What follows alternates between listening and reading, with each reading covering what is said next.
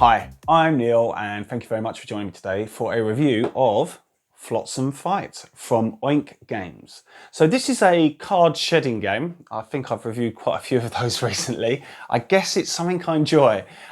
This is for 2 to 6 players and it plays quite a bit unusually compared to other card shedding games in terms of you can play cards to numerous different places. So you're not restricted to one trick. Depends on the number of players. So in a 3-player game, you have 3 available places to play. In a 6-player game, you have 6 different places to play. So it's quite interesting. You're always playing cards higher than previously played numbers on the region you've chosen to play in. So what I'll do is I'll take you down to the table. I'll show you a round sped up. I'll explain what's going on during the round, and then I'll bring you back up for my final thoughts. Okay, cheers. Okay, we have here the game set up, Flotsam Fight. So it depends on the number of players, or depend on the number of cards you will deal. As you'll notice, no cards have the same number as each other. They are all unique, and they are all related to these numbers laid out on the table.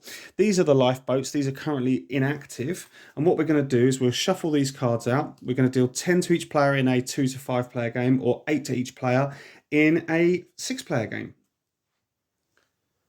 Okay, so I'm going to show you a 3-player game and I'll briefly explain the differences between 2, 3, 4, 5, 6. So effectively, I'll look at the first player's hand. This is their series of cards. As they are the first player, they get to play one of these cards to one of these unactivated lifeboats. During a 3-player game, you can only ever have 3 lifeboats activated. So in a 2-player, you can only have 2, and in a 6-player, all the way up to 6. So how do you activate a lifeboat? What you do is you find a card you want to play. So I've picked this number 5.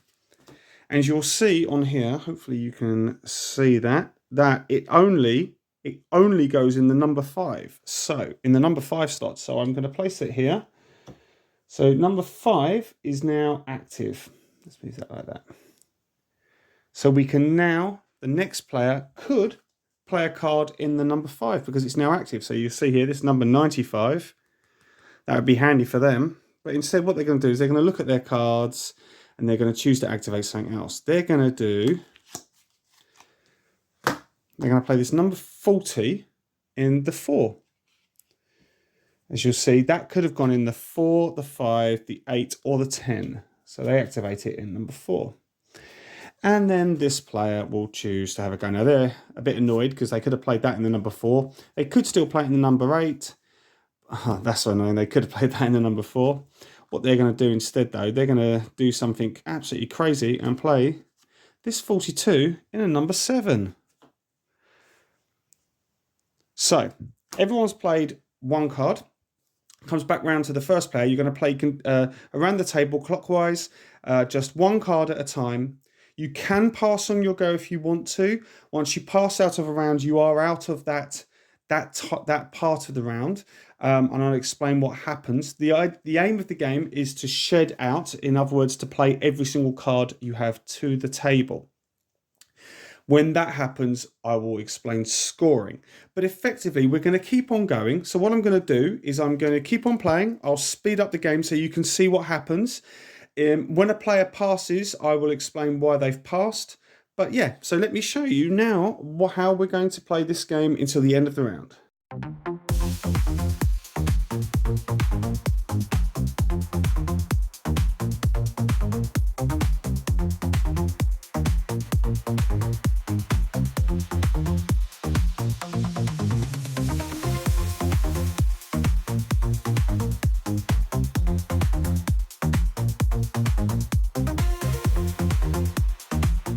Okay, you will see now that this player has to pass because they cannot play any more cards legally. So when you play a card, it must be a higher number than that's already been played. So, for example, this 66 needs the 3 and 6 to be activated. They can't play that. This 8 needs the 4 or 8, but obviously 92 is already there, so on and so forth. So this player cannot play any cards, so they pass. So they sit out the end of this round. This next player looks at their hand and they decide that they are going to play one more card. They think they're going to play this one here. And finally, this player decides to play this one here. This player's already passed. This player is now also passing. So it comes back to this player. Once all of the other players have passed, that is the end of that phase. Once the phase is ended, if this player only had one card left in their hand, as a penalty, they would have to take one more from the deck, but they don't have one more. So what they do is they clear these cards that have been played, they're discarded. These are turned back over to the inactive side. And the last player to play a card would start the next round. So as you can see, they now have the option again to open up any boat that they want. So they're looking here. They have quite a few 4s. So they've decided they're going to open up a 4. Hoping that no one else scuppers their chances. This player has quite a few 3s. So what they're going to do is they're going to play a 33.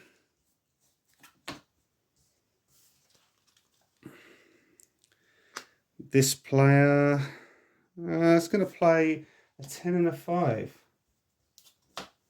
So once again, let me speed this up and show you what will happen at the end of this round.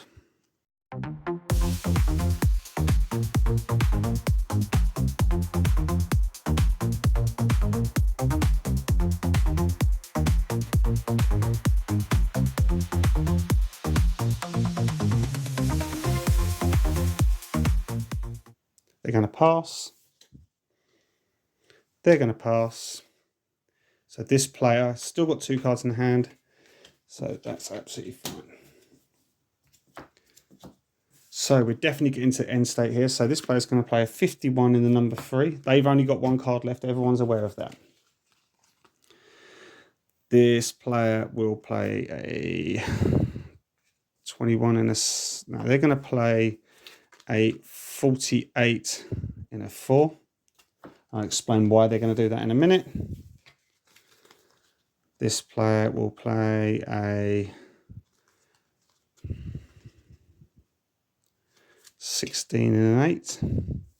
And this player sheds out by playing that card. So this player sheds out. This player would get the 2-point treasure for this round. Then all of the other players will look at their remaining cards that they had left in their hand. And they will find the highest card.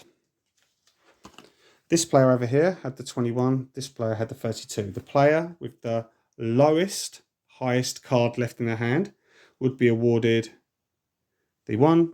The player with the highest would get the -1.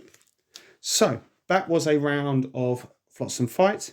You will do that 3 times. And the person with the most points at the end of the game wins. There is a drafting mode in the game where you basically play a card and pass the rest of your hand on, which I think is pretty fun. So let me just quickly talk about the components.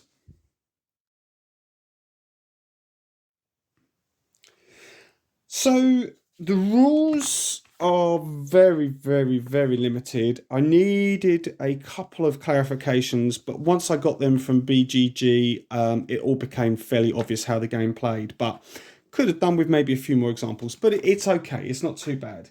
The card quality, you see this starting to go on the edges. That's the problem with the colour bleeding out through the edge of the cards.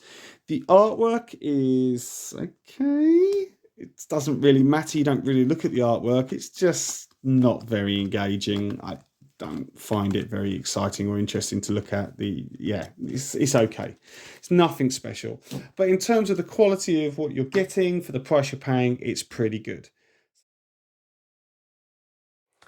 Okay, I hope that how to play, quick look at the rules and components give you a good feel for Flotsam Fight. So let me give you my thoughts about this game. I mean, I really do like it. It's in my collection for a reason. It's a very interactive game. You're always thinking, what's the other players? What are they going to play? What lifeboats are they going to open?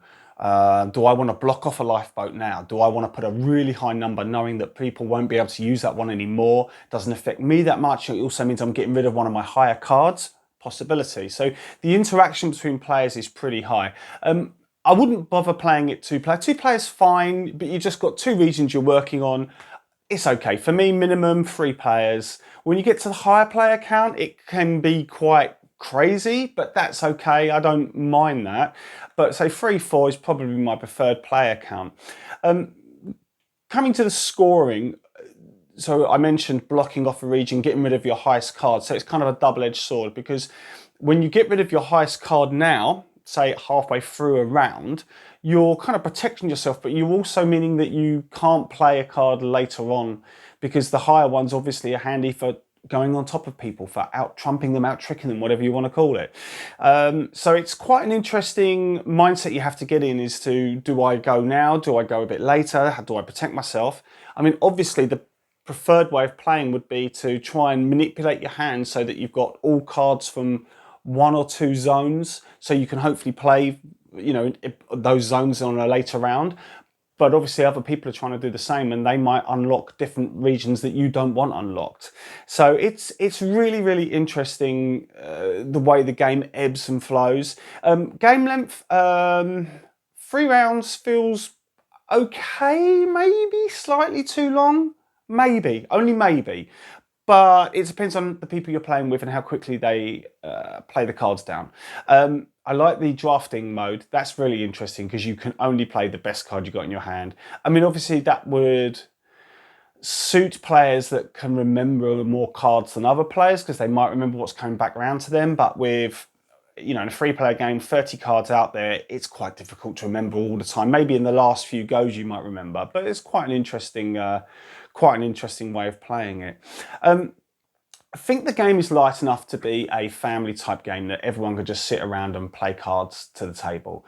Definitely feels like that. So it's a nice introductory shedding game where advanced players would enjoy it, as well as people new to this type of game. So yeah, I think in terms of where it sits, I think it's pretty good. Value for money. It's a nice game. It's great value for money. I think I got it for 15 quid.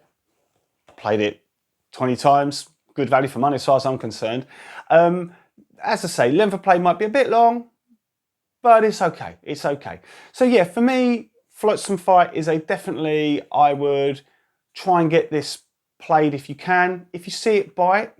It's not an essential purchase. I think there are better shedding games out there, but I think it's definitely one that, if you like shedding games, you should have in your collection, and I think you would very much enjoy it. I do wish that the artwork was slightly nicer, different theme maybe. I get the lifeboat thing. I mean, it feels really cruel to only open 3 lifeboats, but yeah, I mean, with a retheme, they could do lots of different things with this. But yeah, I really like Flotsam Fight. So I would say, if you see it and you fancy it, definitely buy it. Anyway, thank you very much for watching the review. I hope you've enjoyed it. Please leave any comments below. I always reply as quickly as I can, and I will see you on the next one. Okay, cheers.